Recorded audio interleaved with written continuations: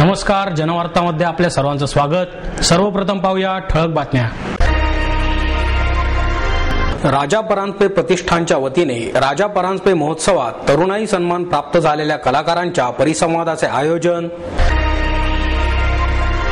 आनंदाचे पासबुक हे पुस्तक खरोखर वैचारिक दिशा दाखवणारे आणि प्रेरणा देणारे पुस्तक आहे, अभिनेते राहुल सोलापूरकर यांचं मत। ज्येष्ठांसाठी दुबार योजनेचे एकत्रीकरण करणार आहे, उपमुख्यमंत्री अजित पवार यांचं प्रतिपादन। फ्रेमबॉक्स ॲनिमेशन आणि व्हिज्युअल इफेक्ट्सच्या वतीने आयोजित फ्रेम क्रिक्स क्रिकेट स्पर्धा 2011चा पारितोषिक वितरण समारंभ प्रसिद्ध ज्योतिषतज्ञ आदिनाथ साळवी यांच्या हस्ते संपन्न। डेक्कन जिमखान्यावरील बेकायदेशीर प्रार्थना स्थळाचा बांधकाम परवाना रद्द करावा, वारकरी संप्रदायाची मागणी। संगीत शुद्ध आहे आणि सर्वच संगीत समान पातळीवरील आहे, पंडित रामदास कामत यांचं मत। ॲनिमेशन क्षेत्रात तरुणांना अनेक संधी उपलब्ध आहेत, तंत्रज्ञानाचा उपयोग करून तरुणांनी त्यात यश मिळवावे, ज्येष्ठ व्यंगचित्रकार मंगेश तेंडुलकर यांचं मत। आणि क्रिएटिव्ह हँड्सचे जयंत साठे यांच्या जपानी बाहुल्यांच्या प्रदर्शनाचे बालगंधर्व कलादालनात आयोजन। राजा परांजपे प्रतिष्ठानच्या वतीने राजा परांजपे महोत्सवात तरुणाई सन्मान प्राप्त झालेल्या कलाकारांच्या परिसंवादाचे आयोजन करण्यात आले। यावेळी संगीतकार कौशल इनामदार, दिग्दर्शक सतीश राजवाडे, अभिनेत्री मुक्ता बर्वे यांच्याशी निर्मात्या स्मिता तळवळकर आणि अरुण नुलकर यांनी संवाद साधला। यावेळी कलाकारांनी आपल्या करिअर ग्राफमधील काही ठळक विशेष गोष्टींवर प्रकाश पाडत आपला प्रवास थोडक्यात उलगडवला। याविषयी मुक्ता म्हणाली, मला घडले बिघडले या मालिकेने ओळख दिली। चित्रपट, मालिका, नाटक या तिन्ही माध्यमांमध्ये मी काम केले आहे। प्रत्येकच ठिकाणी मला यश मिळाले, त्यामुळे मुक्ता बर्वे अशी ओळख करून देण्यासाठी या तीनही माध्यमांचे सारखेच योगदान आहे। माझ्या आधीच्या नाटकाच्या अनुभवातून शिकत मी पुढच्या नाटकात त्याची भर टाकली। माझ्या नवीन चुका झाल्या असतील, मात्र एकदा झालेली चूक पुन्हा कधीच झाली नाही। नाटकाने मला समरसून काम करायला शिकवले। रंगमंचावर उतरल्यावर 3 तास केवळ नाटकाचेच, त्यावेळी प्रेक्षकात कोण आहे, विंगेत कोण आहे हे बघून लक्ष विचलित होऊ न देण्याचे धडे त्यांनी दिले। बालगंधर्वांच्या जीवनावर आधारित चित्रपटाचे संगीत करणे म्हणजे तारेवरची कसरत असल्याचे सांगत कौशल इनामदार म्हणाले, संगीताचे प्रेम माझ्या आजोबांपासून आले आहे। त्यांनी अयोध्येच्या राज्यामध्ये सर्वप्रथम व्हायोलिन वाजवले होते। आई आणि मावशी याही व्हायोलिन वादक होत्या। वडिलांना साहित्याची आवड आणि प्रेम होते, हे वारशाने माझ्यातही आले असेही ते म्हणाले। एक डाव धोबी पछाड, गैर, मुंबई पुणे मुंबई अशा वेगवेगळ्या धाटणीचे चित्रपट दिग्दर्शित करणारे राजवाडे यांनी चित्रपटांविषयी आपले अनुभव यावेळी सांगितले। आनंदाचे पासबुक हे पुस्तक खरोखरच वैचारिक दिशा दाखवणारे आणि प्रेरणा देणारे पुस्तक आहे, असे मत अभिनेते राहुल सोलापूरकर यांनी व्यक्त केले। मेहता पब्लिशिंग हाऊस आणि अक्षरधारा बुक गॅलरी यांच्या वतीने श्याम भुरके लिखित आनंदाचे पासबुक या पुस्तकाचे प्रकाशन सोलापूरकर यांच्या हस्ते झाले। यावेळी ज्येष्ठ संगीतकार आनंद मोडक, प्रकाशक सुनील मेहता उपस्थित होते। यावेळी सोलापूरकर म्हणाले, भुरके यांच्याकडे उत्तम भाषण शैली आहे। त्यांच्यातील हजरजबाबीपणा, प्रसंगावधान याची प्रचिती त्यांनी आपल्या अनेक निर्णयांतून दिली आहे। अनेक थोरामोठ्यांच्या सहवासात त्यांनी एवढे ज्ञान मिळवले आहे की यामुळे ते त्यांच्या रांगेत आले आहेत। मात्र स्वतः बँकेचे मोठे अधिकारी असूनही लिखाणात कोठेही तो मोठेपणा नसून समोरच्याला दिलेला मान दिसून येतो, असेही ते म्हणाले। भुरके आणि मोडक यांचा जुना परिचय असून पुस्तकाद्वारे त्यात भर पडल्याचे सांगत मोडक म्हणाले, भुरके आमचे शिक्षक होते। त्यांचा तास हा सर्वात उत्साही आणि खेळमेळीचा होत असे, त्यामुळे जेवणानंतरचा तास असूनही आवर्जून सर्वच विद्यार्थी उपस्थित राहत असत। त्यांचा हा चैतन्यमयी स्वभाव, विनोदी व्यक्तिमत्व आणि कोणतीही गोष्ट अधिक रसरशीत करून मांडण्याची उत्तम शैली या पुस्तकातही आढळून येते। ज्येष्ठांसाठी दुबार योजनेचे एकत्रीकरण करणार आहे, असे प्रतिपादन उपमुख्यमंत्री अजित पवार यांनी केले। पुणे शहर राष्ट्रवादी काँग्रेसच्या 351 ज्येष्ठ नागरिकांना पेन्शन योजना सुरू करण्यात आली। या योजनेअंतर्गत 5 ज्येष्ठ नागरिकांना प्रातिनिधिक स्वरूपात पवार यांच्या हस्ते पेन्शन देण्यात आली। याप्रसंगी आमदार लक्ष्मण जगताप, शहराध्यक्ष ॲडव्होकेट वंदना चव्हाण, महापौर मोहनसिंग राजपाल, म्हाडाचे अध्यक्ष अंकुश काकडे, जिल्हाध्यक्ष सुरेश घुले, शिक्षण मंडळाचे उपाध्यक्ष अध्यक्ष आप्पा रेणुसे आणि विशाल तांबे उपस्थित होते. पवार म्हणाले, दिवसेंदिवस ज्येष्ठांची संख्या वाढत चालली आहे. सध्याच्या परिस्थितीत राज्यामध्ये ज्येष्ठ नागरिकांची संख्या 8 कोटीच्या घरात असून 2021 पर्यंत ती 14 कोटींवर जाण्याची शक्यता आहे. काही ज्येष्ठांना मुले सांभाळत नाहीत तर काहींची आर्थिक परिस्थिती नसल्याने त्यांचे हाल होत आहेत. ही एकूणच परिस्थिती पाहता राज्यातील ज्येष्ठ असुरक्षित आहेत. त्यामुळे ज्येष्ठ नागरिकांची परिस्थिती सुधारण्यासाठी सर्वच राजकीय पक्ष आणि सामाजिक संस्थांनी पुढे यावे. भारतातील ज्येष्ठ नागरिकांच्या सुरक्षेच्या दृष्टीने अपुरी सुधारणा असून चेन्नईमध्ये मात्र याच्या उलट आहे. तेथील ज्येष्ठ नागरिकांसाठी अत्याधुनिक मोबाईल विकसित करण्यात आले असून या मोबाईलद्वारे पोलिसांना वेळीच SMS आणि त्यातील वाजणाऱ्या सायरन्समुळे आजूबाजूच्या नागरिकांनाही माहिती मिळते. असे अत्याधुनिक मोबाईल आपल्या राज्यातही येण्याची आवश्यकता असल्याचे पवार यांनी यावेळी सांगितले. यावेळी ॲडव्होकेट वंदना चव्हाण यांनीही आपले मनोगत व्यक्त केले. कार्यक्रमाचे प्रास्ताविक आप्पा रेणुसे यांनी केले तर सूत्रसंचालन सुधीर गाडगीळ यांनी केले. विशाल तांबे यांनी आभार मानले.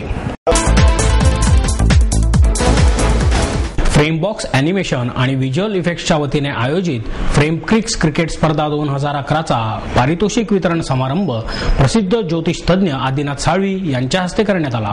ॲनिमेशन आणि व्हिज्युअल इफेक्ट्सचे शिक्षण देण्यात आघाडीवर असलेल्या फ्रेमबॉक्स या संस्थेच्या वतीने या क्रिकेट स्पर्धा 11 ते 16 एप्रिल या दरम्यान आयोजित करण्यात आल्या होत्या. या स्पर्धांचे आयोजन फ्रेमबॉक्सचे संचालक श्री धर्मराज वाघ आणि सौ संगीता वाघ यांनी केले. कोथरूड येथील आयडियल कॉलनीच्या मैदानावर भरवण्यात आलेल्या या स्पर्धेत फ्रेमबॉक्सच्या विद्यार्थ्यांच्या एकूण 8 संघांनी सहभाग घेतला होता. फ्रेमबॉक्सचे संचालक वाघ म्हणाले की 2007 सालापासून या स्पर्धांचे आम्ही आयोजन करीत आहोत. विद्यार्थ्यांना सतत कॉम्प्युटर समोर बसून राहावे लागत असल्याने त्यांच्या शरीरावर होणाऱ्या विपरीत परिणामांचा प्रभाव कमी करण्यासाठी तसेच त्यांना कॉम्प्युटर व्यतिरिक्त खेळातही काही करण्याची संधी उपलब्ध करून देण्यासाठी आम्ही या स्पर्धा गेली 3 वर्षे सातत्याने भरवत आहोत. तसेच यापुढेही दरवर्षी आम्ही विद्यार्थ्यांना खेळाचे हे व्यासपीठ उपलब्ध करून देत राहू असेही त्यांनी सांगितले. शनिवार दिनांक 16 एप्रिल रोजी या स्पर्धेच्या अंतिम सामन्यानंतर विजेत्यांना प्रसिद्ध ज्योतिष तज्ञ श्री आदिनाथ साळवी यांच्या हस्ते पारितोषिके प्रदान करण्यात आली. यावेळी विद्यार्थ्यांना मार्गदर्शन करताना साळवी म्हणाले की यश आणि अपयश ही सापेक्षता आहे. एका कोणाला यश मिळतं तर दुसऱ्याच्या वाटेला अपयश येतं, परंतु अपयशाने खचून न जाता प्रतिकूल परिस्थितीवर मात करून यशाकडे वाटचाल सुरू ठेवली तर तो माणूस आयुष्यात नक्कीच यशस्वी होतो. निश्चित ध्येय, दुर्गम इच्छाशक्ती, प्रबळ आत्मविश्वास, कठोर परिश्रम आणि ईश्वर भक्ती जर असेल तर जगातील कोणतीही शक्ती आपल्याला आपल्या ध्येयापासून वंचित करू शकत नाही असे मोलाचे विचारही त्यांनी विद्यार्थ्यांसमोर मांडले. यावेळी जनवार्ताशी बोलताना श्री धर्मराज वाघ म्हणाले, असं यावर्षी हे 3रं वर्ष आहे. यावर्षी आपण जो खेळाचा अभ्यासातून खेळ असं सगळं आपले उपक्रम चालू असतात. अभ्यासाबरोबरच खेळामुळे मन शुद्ध होते आणि शुद्ध मनाने केलेला अभ्यास हा निश्चितच उपयुक्त असतो. या माध्यमातून विद्यार्थ्यांसाठी वेगवेगळे उपक्रम घ्यायचे, ॲनिमेशनच्या ह्याच्यासाठी लागणारे जे क्ले मॉडेलिंग आहे, वेगळे वादविवाद स्पर्धा आहेत, स्पोकन इंग्लिश आहे. तर अशा प्रकारच्या कार्यक्रमामुळे विद्यार्थ्यांचा एक व्यक्तिगत विकास करण्याचा माझा उद्देश असतो. फक्त शिक्षण हा मूलभूत पाया, त्याच्याबरोबरच जर मन सुदृढ असेल तर एक चांगल्या प्रकारे मुलांचा विकास करणं शक्य होतं, साध्य होतं. तर या माध्यमातून आपण हे उपक्रम घेतोय. आज फ्रेमबॉक्स ॲनिमेशन कोथरूडचं एक 3रं वर्ष आपण साजरं करतोय. गेले आठवडाभर चाललेले हे खेळ याचा आजचा सांगता समारंभ फायनल मॅच आहे. मुलंही त्या प्रकारे तेवढे खुश आहेत.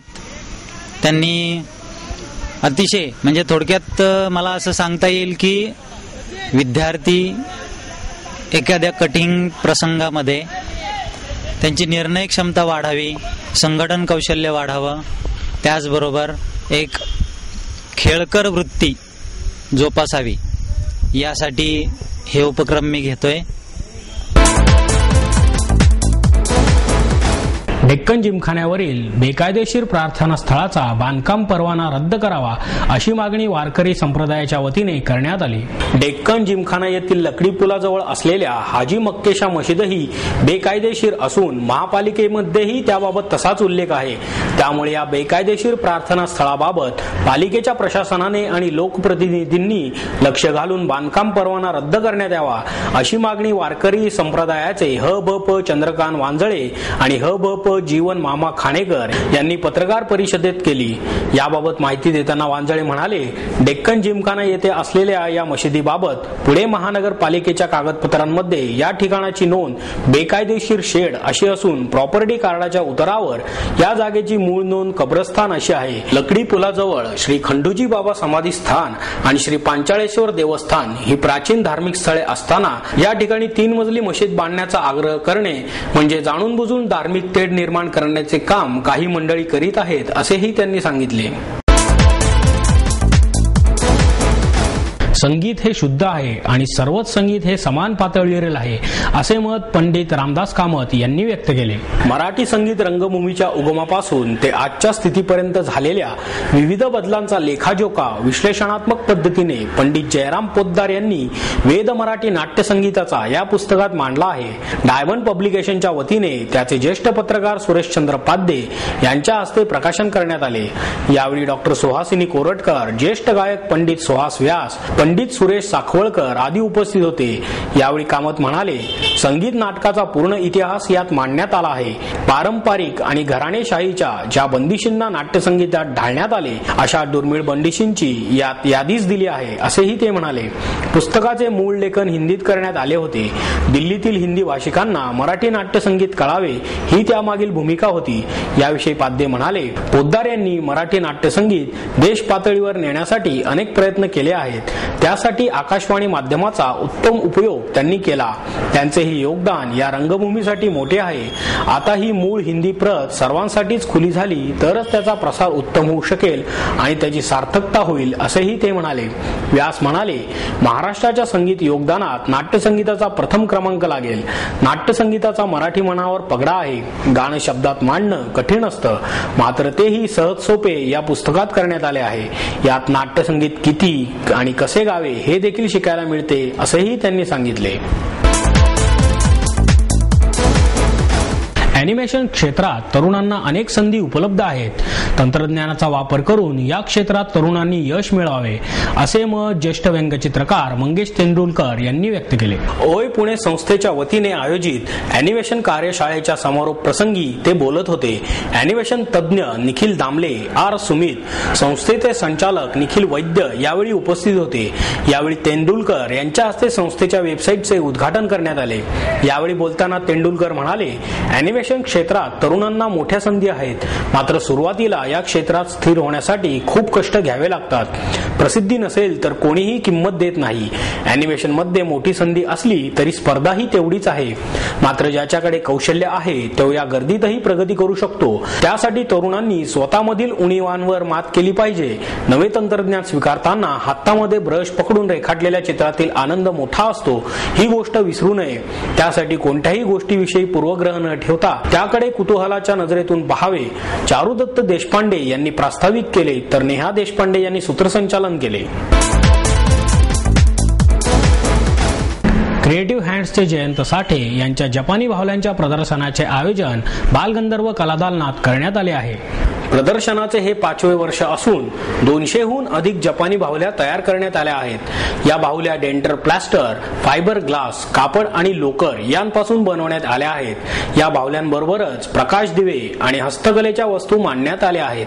हस्तकलेचे तयार संच देखील येथे उपलब्ध आहेत. सध्याच्या गतिमान जगात मुलांना टीव्ही, संगणकावरील यांत्रिक साचेबद्ध करमणुकीपासून जरा वेळ लांब नेऊन त्यांची नवनिर्मिती क्षमता आजमावता यावी असा उद्देश या हस्तकलेचे संच देण्यामागे आहे. बाहुल्यांविषयी सांगताना जयंत साठे म्हणाले की छंद म्हणून 1985 साली मी बाहुल्या तयार करायला शिकलो. चायनातून येणाऱ्या जपानी बाहुल्या मुंबईच्या बाजारात पाहिल्या आणि या बाहुल्या बनवण्याची प्रेरणा मिळाली.